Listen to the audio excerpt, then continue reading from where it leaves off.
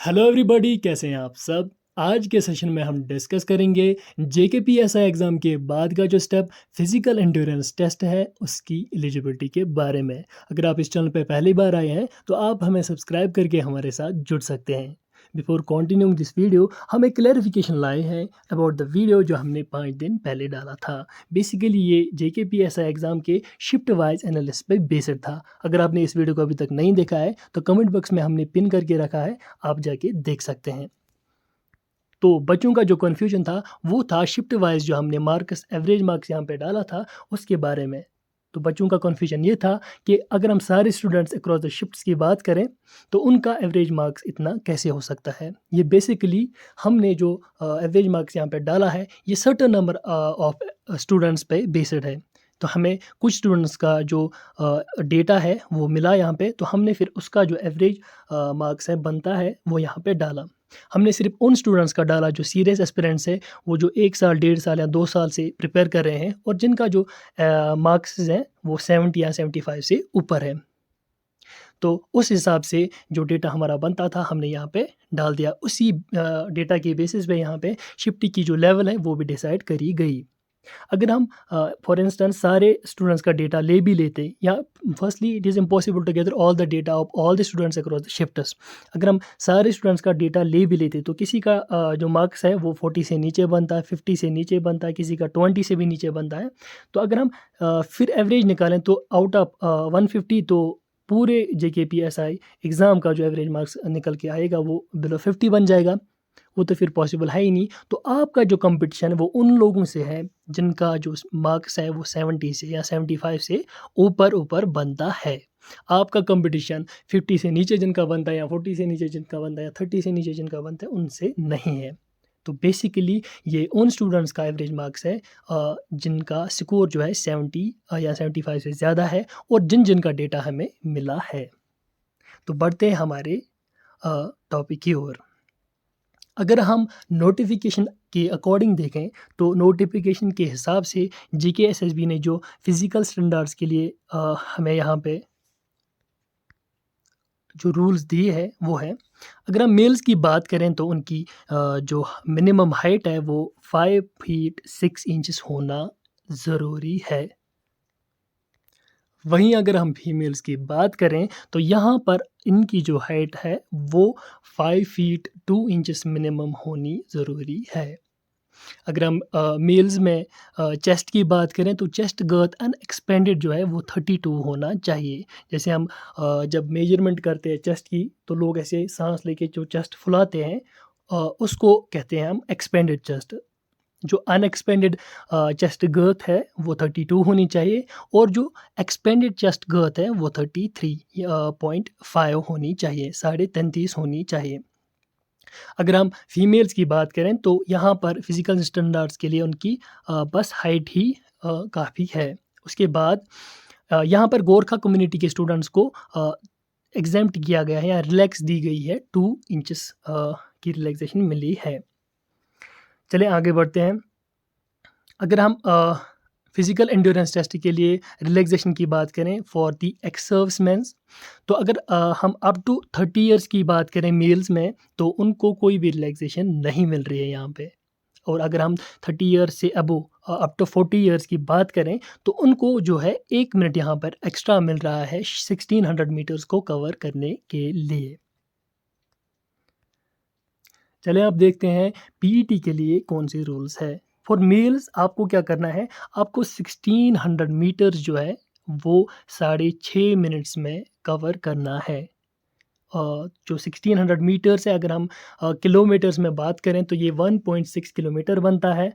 वो आपको 6 minutes and 30 seconds में कवर करना है। वहीं अगर हम बात करें फीमेल कैंडिडेट्स की तो उनको रिलैक्सेशन मिली है 600 मीटर्स की। उनको सिर्फ 1000 मीटर यानी 1 किलोमीटर कवर करना है 6.5 मिनट्स के अंदर अंदर। अगर हम एवरेज स्पीड की बात करें इन मेल्स एंड फीमेल्स तो वो कितने बनते हैं, चले देखते हैं। यहाँ पे हमें टोटल डिस्टेंस जो है 1600 मीटर्स दी गई है इन मेल्स। अगर हम इसको कन्वर्ट करेंगे इनटू किलोमीटर्स तो वो बनता है 1.6 किलोमीटर्स। अगर हम टोटल टाइम देखेंगे तो वो मिल रहा है हमें यहाँ पे 6.5 मिनट। अगर हम इसको आवर्स में कन्वर्ट करें तो वो मिलता है यहाँ पे हमें 13/120 आवर्स।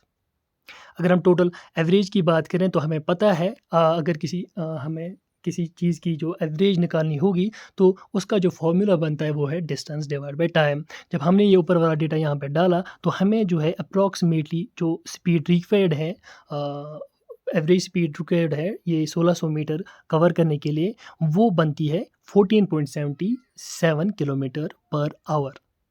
वहीं पर अगर हम average speed required in females देखें तो वो हमें जो डिस्टेंस दी गई है टोटल वो है 1000 मीटर्स। अगर हम किलोमीटर में इसको कन्वर्ट करें तो वो बनता है 1 किलोमीटर। अगर हम टोटल टाइम देखें वो है हमें यहाँ पे 6.5 मिनट, और अगर हम इसको कन्वर्ट करते हैं तो वो बनता है आवर्स में कन्वर्ट करते हैं तो वो 13/120 आवर्स मिलते हैं। अगर हम एवरेज स्पीड इसकी निकालें तो इसको या 1 किलोमीटर को डिवाइड करेंगे पर्टिकुलर इस आवर के टाइम के साथ, तो हमें जो एवरेज स्पीड यहाँ पे लड़कियों के लिए मिल रही है वो मिल रही है 9.23 किलोमीटर्स अप्रॉक्सीमेटली एवरेज में। अब रनिंग के बाद जो अगला स्टेप होता है मेल्स में वो होता है 20 पुशअप्स, बट ये पुशअप्स अप डाउन करके एक पुशअप इंक्लूड होता है।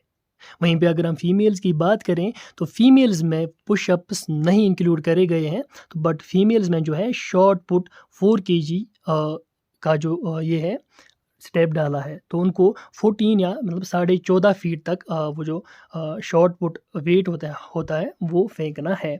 अगर आप शॉर्ट पुट नहीं जानते क्या होता है तो वो एक काइंड ऑफ मेटल बॉल होती है जिसका वेट जो है वो अकॉर्डिंगली वो सेट करके रखते हैं 4 किलो। आपको क्या करना है, आपको उसको हाथ में लेना है और वो दूर फेंकना है, और उसकी जो लेंथ है उस जहाँ तक आपको लगाना है दूर वो है 14.5 फीट। और इसमें आपको मैक्सिमम जो है वो 3 अटेम्प्ट्स मिलेंगे। आपको 3 अटेम्प्ट्स में वो 14.5 फीट के पार पहुँचा देना है। हम आपको इसके बाद का वीडियो सैंपल जो है इस शॉर्ट पुट का वीडियो सैंपल भी दिखा देंगे जिसमें आपको समझ आ जाएगा कि कैसे आपको जो शॉर्ट पुट वेट है ये फेंकना होता है।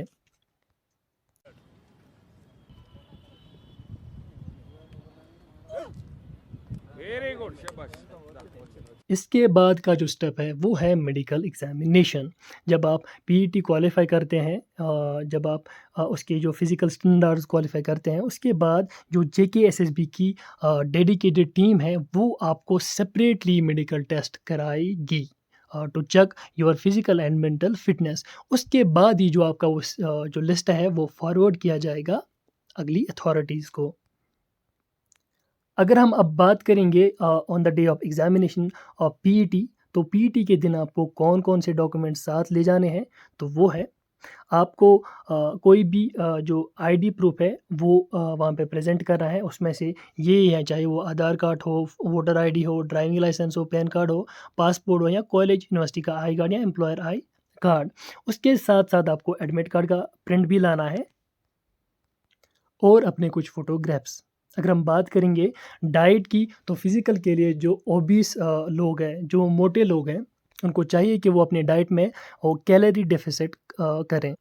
वो कार्ब्स का इनटेक थोड़ा कम करें, वहाँ पे प्रोटीन्स का इनटेक ज़्यादा करें, या जिसमें कार्ब काउंट कम होगा उन फूड्स को कंज़्यूम करें, ताकि जब तक पीईटी के डेट्स निकलेंगे तब तक उनका जो वेट है वो प्रॉपर टाइम पे रिड्यूस हो चुका होगा और उनकी जो प्रैक्टिस है वो तब तक अच्छी रही होगी। अगर हम बाकी स्टूडेंट्स की बात करें, वो रनिंग से ज़्यादा अपनी जो डाइट है उस पे ध्यान दें। बाकी I wish you all the best. आप सबको मेरी तरफ से best of luck. Thank you so much.